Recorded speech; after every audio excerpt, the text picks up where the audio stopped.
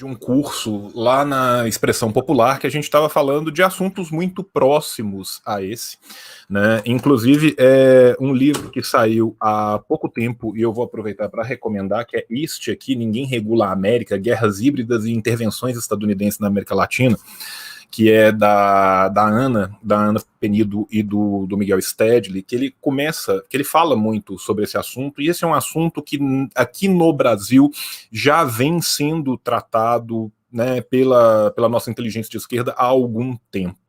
Né? Eu me recordo aqui também de um livro excelente que, caso as pessoas queiram ter um pouco mais de conhecimento, né, de como esse partido fardado no Brasil foi surgindo e se consolidando, que é o Carta no Coturno, que é um livro espetacular da editora Baioneta, que foi feito pelos meninos da Revista Ópera. A Revista Ópera também é outro órgão espetacular que a gente tem aqui no Brasil para quem quer acompanhar, né, a realidade brasileira de uma perspectiva anti-hegemônica.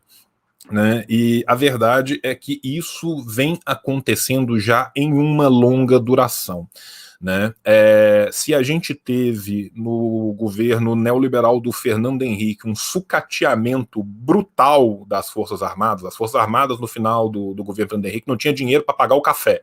Né? Literalmente houve um sucateamento propositado e brutal das Forças Armadas. A verdade é que desde o primeiro governo Lula vem se reaparelhando as Forças Armadas brasileiras de passo a passo, né? E foi isso também que permitiu esta construção política. Isso vem sendo, na verdade, permitido tacitamente desde a forma como a redemocratização, a suposta redemocratização aconteceu no Brasil.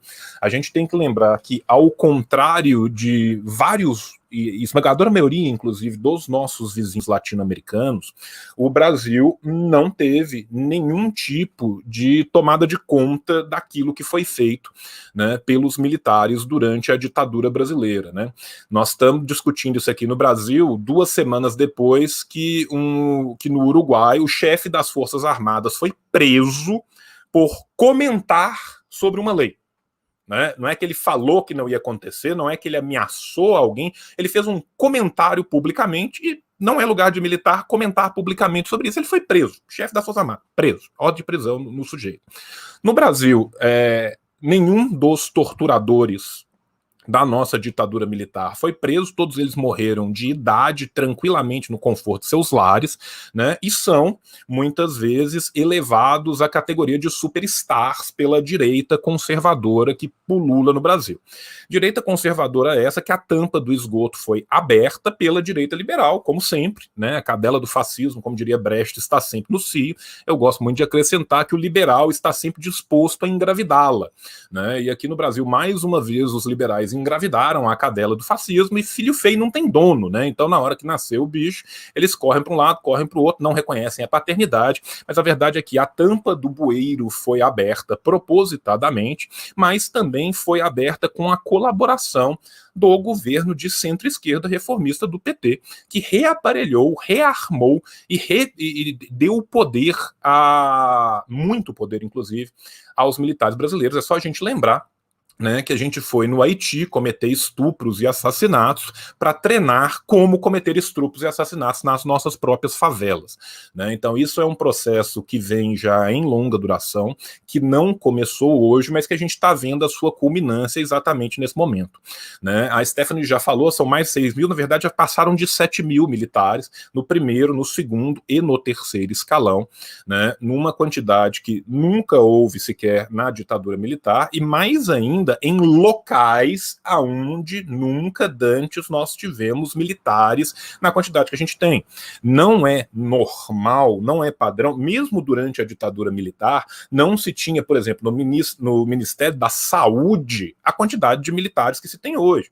Né? Os militares não apenas entraram nesses cargos todos de uma forma como um partido, né? Existe um partido fardado, como eles também conseguiram um espalhamento nas estruturas do poder que nunca tinha tido antes. Eu acho muito irônico, né, porque durante os governos do PT se falava muito em aparelhamento do Estado brasileiro, e não houve aparelhamento do Estado brasileiro pelo PT, tanto não houve que o PT tomou um golpe sem fazer uma vírgula. né? Se o PT tivesse de fato aparelhado o Estado brasileiro, não tomaria institucionalmente o golpe com a facilidade que tomou, e se o PT não tivesse perdido as massas, criando uma visão apolítica da sociedade, inserindo as pessoas simplesmente pelo prisma do consumo, né? Transformando as pessoas que estavam abaixo da linha da pobreza em consumidores e não em cidadãos, também não teria perdido as ruas com tanta facilidade. Pois muito bem, conseguiu a proeza de perder os dois, mas ao contrário da esquerda, que muitas vezes não lê a direita e também não lê a direita tem um mau costume de nos ler, né? Então, assim, o professor Alisson Leandro Mascaro às vezes fala uma coisa brincando e que tem o seu fundo de verdade quando ele fala que o único leninista real do Brasil hoje é Jair Messias Bolsonaro, porque ele aparelhou o governo inteiro de cima e embaixo. Ele, de fato, uma vez que entrou no governo, falou: eu preciso de ter esse aparelho de poder do meu lado e do meu grupo. Né? E esses 7 mil militares estão aí para mostrar isso. Agora, qual que é a questão? A questão é que estes militares, que em sua esmagadora maioria são de patentes mais altas que a de Bolsonaro, que não é difícil, né? Porque no oficialato, para você ser de patente mais baixa do que a do Bolsonaro, só se você conseguir ser expulso enquanto você ainda é cadete, enquanto você ainda é tenente, tá estudando, né? Bolsonaro, enquanto oficial, é um oficial de patente baixíssima. Capitão é a segunda patente depois de tenente, né?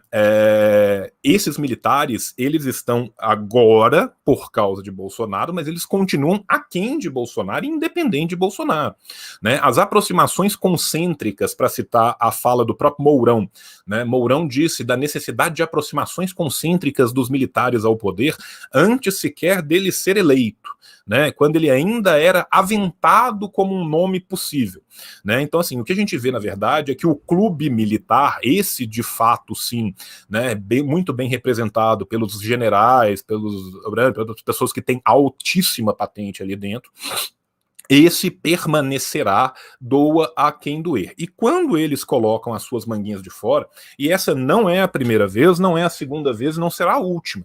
Vamos só nos lembrar que em 2020, há um ano e pouco atrás, o Heleno, né, ameaçou o STF de golpe quando pediram a perícia do celular do Bolsonaro, né? Quando ainda do golpe contra o PT, no momento que foi vinculada a ideia de que Lula talvez pudesse ir para a Casa Civil, os militares também falaram abertamente nas suas redes sociais de que, se necessário fosse, eles dariam um golpe.